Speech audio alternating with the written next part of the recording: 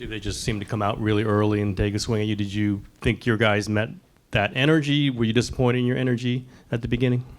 I just think they physically took it to us tonight. You know, the offensive rebounds early in the game set a tone. You know, they got into us and didn't let us get into our offense. You know, we hung in there. We had a good second quarter to keep the game close, and we liked you know, the start of the third. You know, getting Steph some space, and we just couldn't stay with them. They dominated us physically. I think they had about 18 more field goal attempts than us between the turnovers and the offensive board. So it was total domination. They deserved it. They had a great game tonight.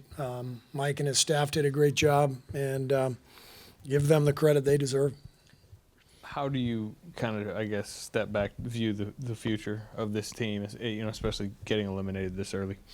Yeah, it's too early for me to even think about that. You know, you invest so much in the season, and there's so much that goes on. It's so emotional. It's you know, the highs and lows of this business are incredible. That's why we're all kind of addicted to it. You can't find this anywhere else in life. I know I can't. And you have to absorb the lows.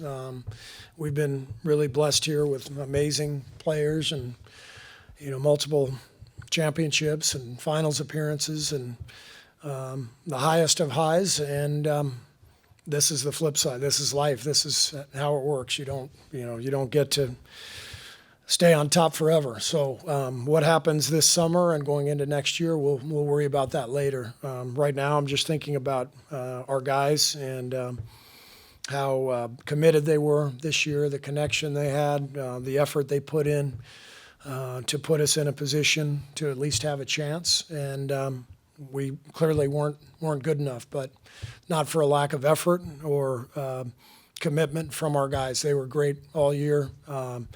It's incredible when I think about, you know, you think about how difficult and physical this game was. And these guys have had, you know, our core group, 6 finals runs where, you know, you have 24 of these games, you know, in one playoff run. And that's what I was thinking about down the stretch of that game, as it was clear we were losing, that, you know, Sacramento dominated, but our guys have been fighting for so long. They're incredible competitors and warriors, and I couldn't be prouder of them. But, you know, we've got an off season where we've got a lot to think about for sure. Steve, two questions for you. One, what do you think kind of kept Clay from really being able to get anything going on offense for him? Yeah, I thought they were really physical early in the game. So his first few shots weren't great looks. And so I think he fell out of rhythm.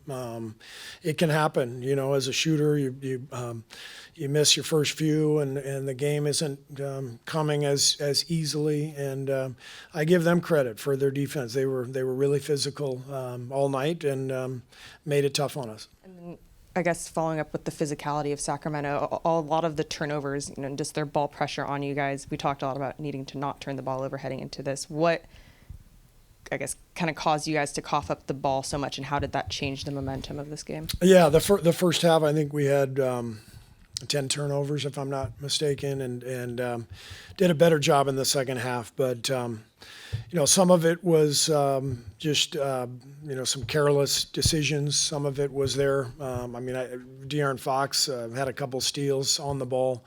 So the pressure on the ball bothered us. And then I think, you know, later on in the game, you know, Steph was trying desperately to get us back in it. And he was you know, making some plays where he felt like he had to try to make something happen. And, you know, we got a little bit out of our offense at that point.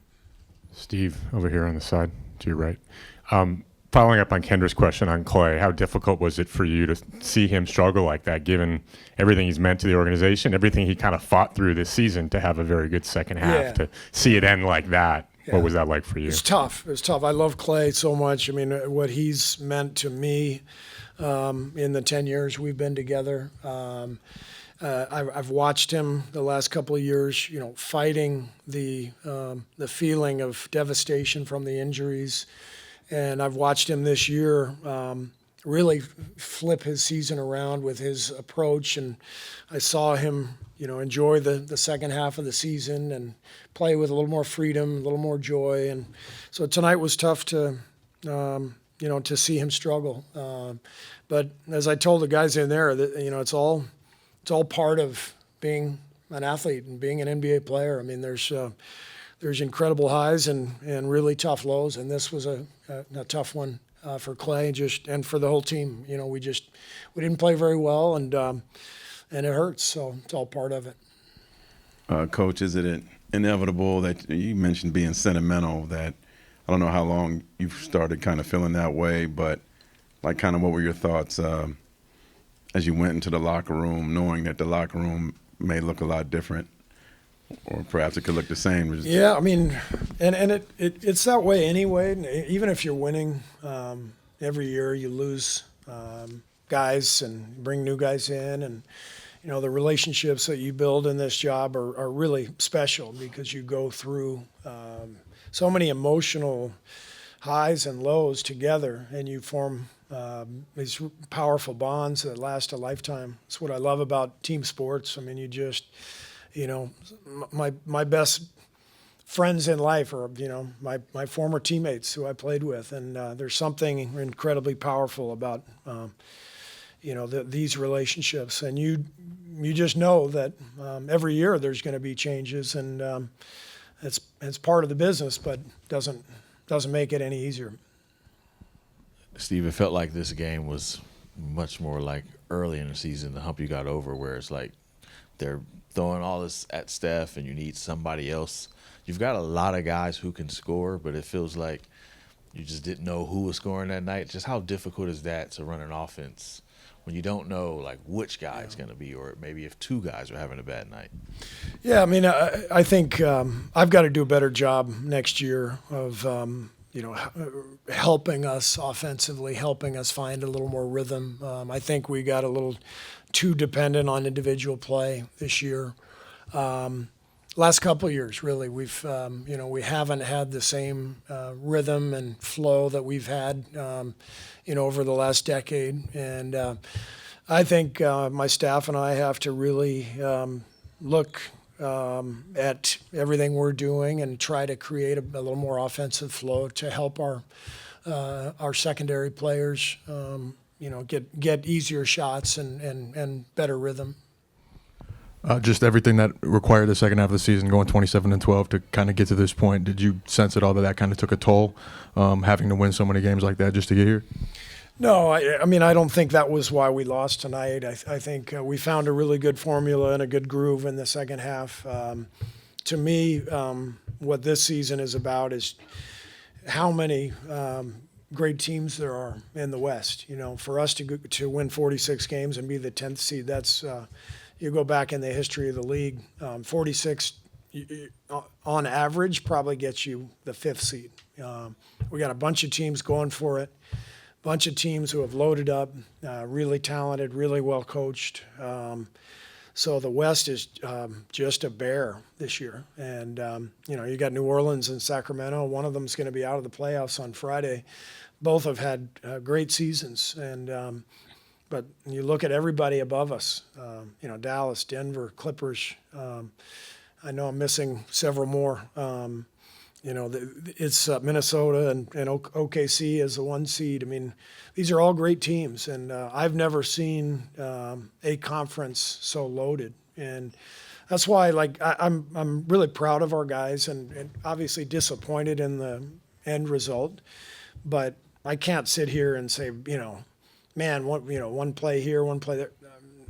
This was a tough season because everybody's good out there.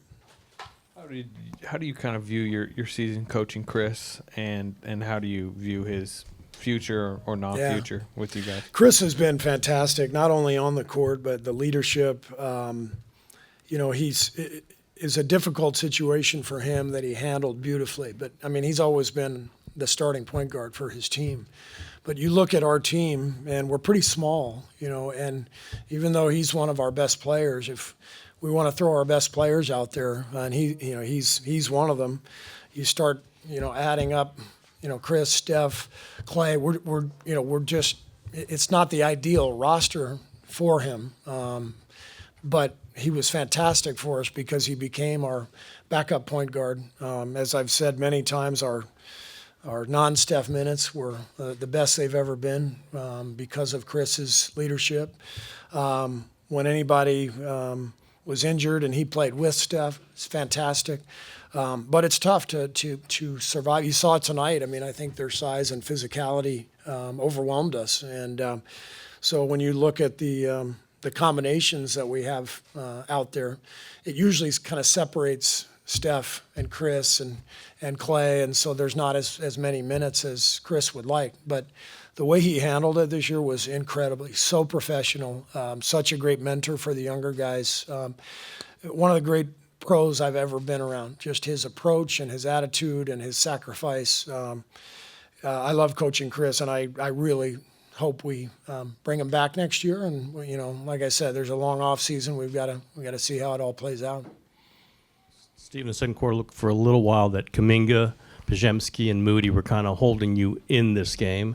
It's one game, but what does this, under this kind of challenge, tell you about those guys? What does it add to them maybe going into the offseason and next season?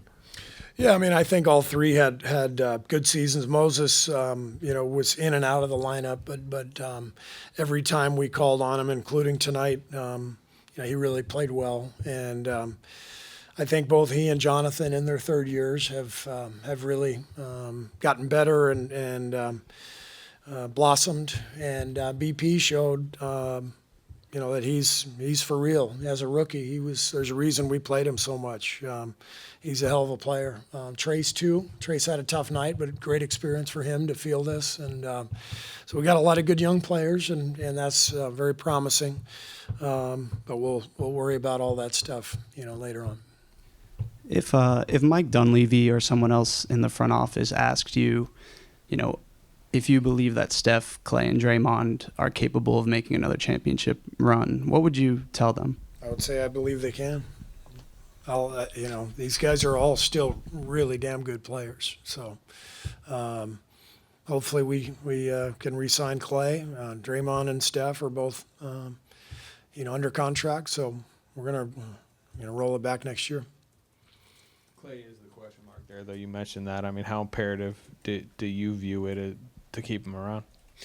We need Clay back. I mean, he's I know he had a tough night tonight, but what he represents for us, the spacing, we're not a deep shooting team. We're a little top heavy, and Clay's presence means so much to the spacing on the floor, to the flow of the offense, and he's still got good years left. And I know I speak for everybody in the organization. We want him back. Obviously, there's business at hand, and that has to be addressed with Clay's representatives and Mike and Joe. But what Clay has meant to this franchise, as good as he still is, we desperately want him back.